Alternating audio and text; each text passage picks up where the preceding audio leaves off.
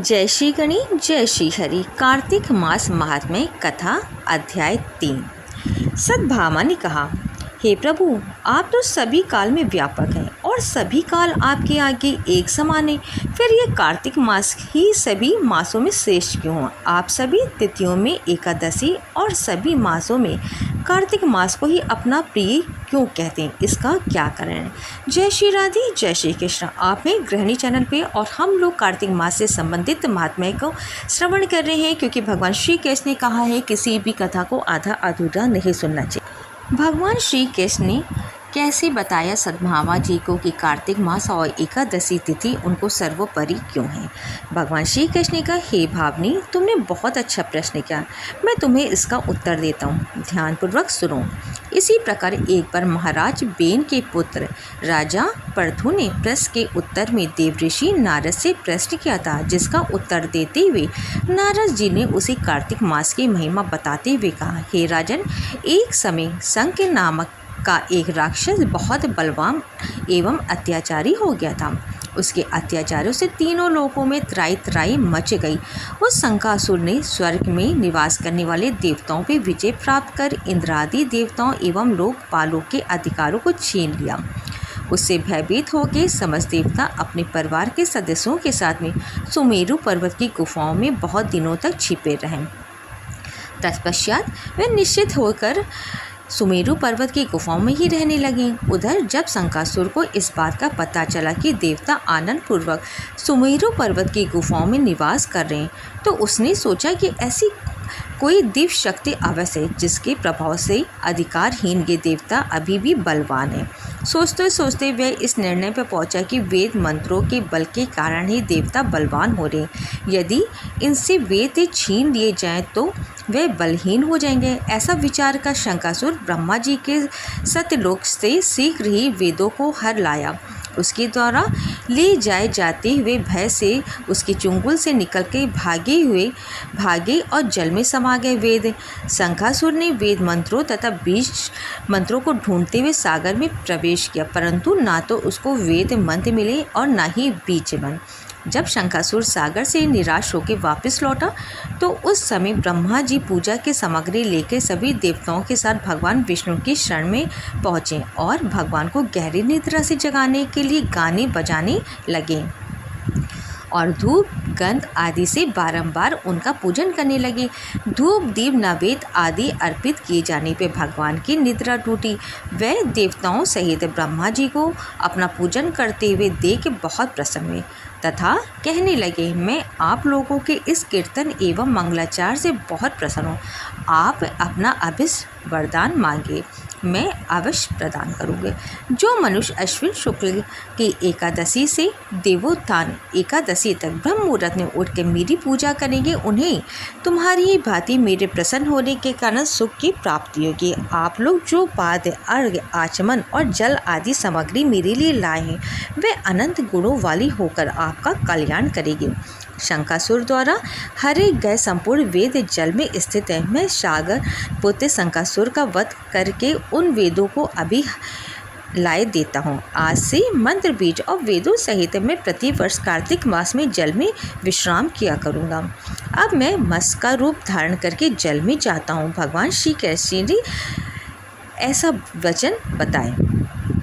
तुम सब देवता भी मुनीश्वरों सहित मेरे साथ जल में आओ। इस कार्तिक मास में जो श्रेष्ठ मनुष्य प्रातःकाल स्नान करते हैं, वे सब यज्ञ के अविव्रत स्नान द्वारा भली भांति नहा लेते हैं।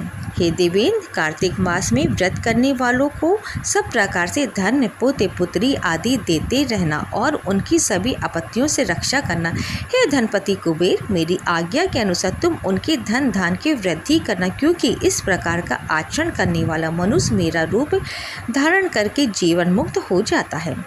जो मनुष्य जन्म से लेकर मृत्यु पर्यंत विधि पूर्वक इस उत्तम व्रत को करता है, वे आप लोगों का भी पूजनीय है। कार्तिक शुक्ल की एकादशी तिथि को तुम लोगों ने मुझे जगाया है, इसलिए ये तिथि मेरे लिए अत्यंत प्रतिध्यानी और माननीय है। हे देवताओं, ये दोनों व्रत नियम पूर्वक करने से मनुष्य मेरा सन्निधान प्राप्त कर लेते हैं। इन व्रतों को करने से जो फल मिलता है वे अन्य किसी व्रत से नहीं मिलता है। अतः प्रत्येक मनुष्य को सुखी और निरोग रहने के लिए कार्तिक महात्म्य और एकादशी की कथा सुनते हुए उपयुक्त नियमों का पालन करना चाहिए। जय श्री राधे, जय श्री कृष्ण।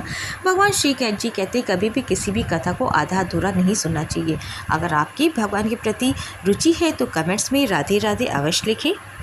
कार्तिक मास चल रहा है और रोज़ हम लोग एक नई कथा का श्रवण करते हैं और इसी श्रृंखला में आज हम लोग सुनेंगे पीपल पतवारी की कथा, जो कि बहुत ही रोचक है और बहुत ही लोकप्रिय भी है।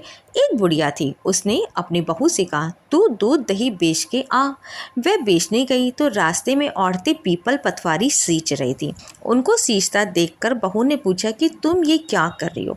औरतें बोली कि हम पीपल पतवारी सींच रही हैं, इससे अन्न और धन होता है, 12 वर्ष का बिछड़ा हुआ पति मिल जाता है।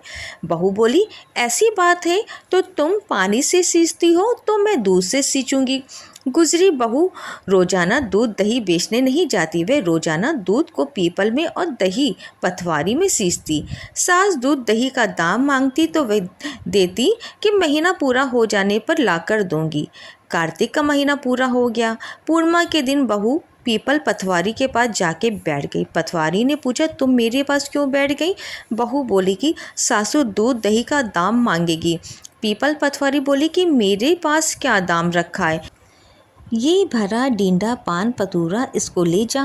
बहू ने वही ले जाकर कोठी में रख दिया और डर के मारे कपड़ा ओढ़कर सो गई। सासू बोली पैसे ले आई बहू। बहू बोली कोठरी में रखें। सासू ने कोठरी खोलकर देखी तो देखा उसमें हीरे मोती जगमगा रहे हैं। सासू बोली बहू इतना धन कहाँ से ले आई। बहू ने आकर देखा तो सच्ची में ही धन भरा हुआ है। बहू ने सास को सारी बातें बता दी। सास ने कहा अब के कार्तिक में मैं भी पतवारी को सींचूंगी। कार्तिक आया, सास दूध दही तो बेचाती, हांडी धो के पीपल पतवारी में चढ़ा देती।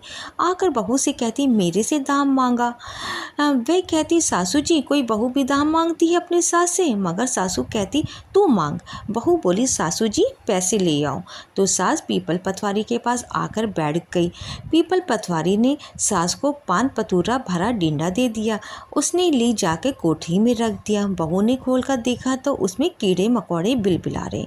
बहू ने कहा सासू जी ये क्या है। सास ने आकर देखा और बोलने लगी पीपल पतवारी बड़ी दोगली पट पीटन है, इसको धन दिया और मुझको कीड़ा मकोड़ा दिया। तब सब कोई बोलने लगे कि बहू तो सत की भूखी सींची थी, तुम तो धन की भूखी। हे पतवारी माता जैसे बहू को दिया वैसे सबको देना, सास को जैसे दिया वैसे किसी को ना देना। जय श्री राधे, जय श्री कृष्ण। अगर आप भी चाहते हैं आपके घर में भी ईश्वर की कृपा बनी रहे, माँ तुलसी की कृपा बनी रहे, तो सच्चे हृदय से कमेंट में राधे राधे लिखें।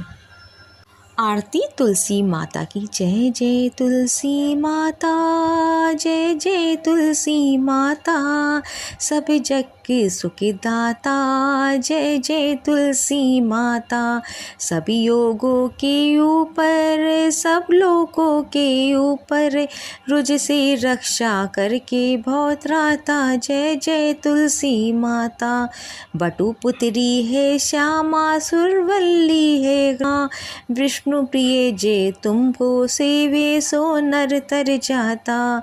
जय जय तुलसी माता, जय जय तुलसी माता, हरि के शीस विराज त्रिभुवन से हो वंदित, पतित जनों की तारणी तुमको है विख्याता।